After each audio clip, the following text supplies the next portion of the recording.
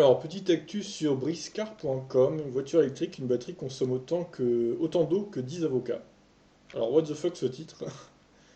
Alors, une illustration, le processus de fabrication du lithium pour une batterie de voiture électrique consomme autant d'eau que la production de 10 avocats ou 30 tasses de café. En Allemagne, le directeur de l'Institut Helmholtz estime que la fabrication du lithium destiné à une batterie de capacité de 64 kWh, donc batterie d'un Kona ou Niro, consomme autant d'eau que la production de 10 avocats ou 30 tasses de café. Le chercheur souligne aussi le rendement médiocre des véhicules à hydrogène. Et bim, prends ça l'hydrogène.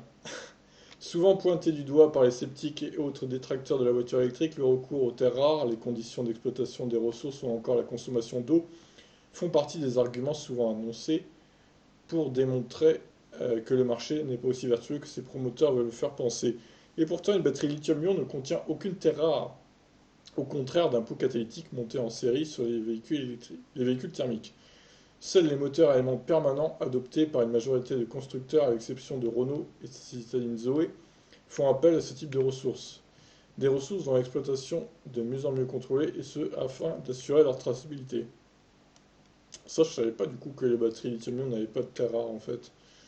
Apparemment, ce serait que les moteurs à aimants permanents, sauf la Zoé, qui n'aurait pas du tout de terre rare du coup.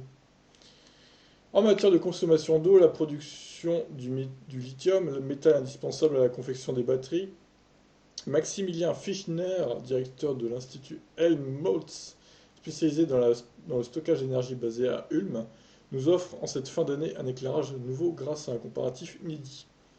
Alors, selon le chercheur, 3840 litres d'eau sont en moyenne employés dans le processus de production de lithium pour une batterie développant une capacité de 64 kWh, soit celle installée sur le crossover urbain Kona et SUV Iniro du coup.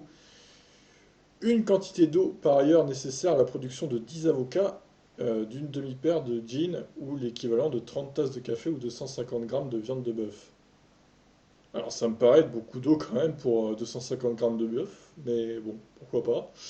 S'ils ont fait les analyses hein, ou les mesures, c'est que ça doit être vrai, mais c'est un peu étonnant. Autant de denrées ou produits qui seront consommés bien avant que la batterie n'arrive en fin de vie.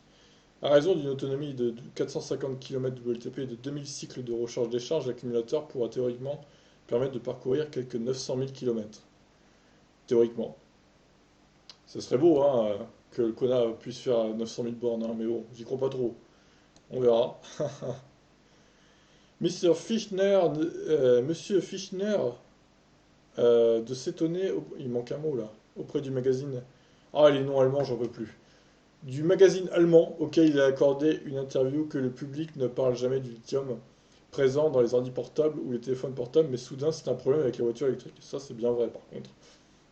Tout le monde crie au scandale à cause des voitures électriques, mais au final tout le monde a un PC portable ou au moins un téléphone portable quoi, hein, avec des batteries au lithium. Autre information intéressante que relève M. Fichtner, le secteur des transports consomme environ 800 TWh d'énergie finale.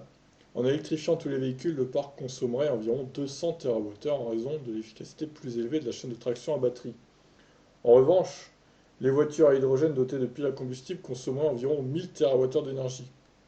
Une performance médiocre liée au rendement de l'électrolyse de l'eau et de la pile en elle-même. Enfin, le chercheur pointe qu'à compter de 2025, plus de la moitié du pétrole proviendra de sources non conventionnelles. Fracturation hydraulique, sol, sable bitumeux, haute mer et arctique. Ce qui n'est pas souhaitable pour des raisons environnementales, de quoi mettre du plomb dans l'aile, dans les idées reçues, sur la mobilité électrique véhiculée par le grand public. Bon bah voilà, ça fait un peu taire les clichés tout ça, et c'est pas plus mal. En tout cas, encore un article contre l'hydrogène, c'est pas le premier, ce sera pas le dernier je pense. Donc comme quoi hein, l'hydrogène n'est pas du tout écologique pour l'instant. Ça le sera peut-être dans le futur, hein, mais pour l'instant c'est pas terrible du tout.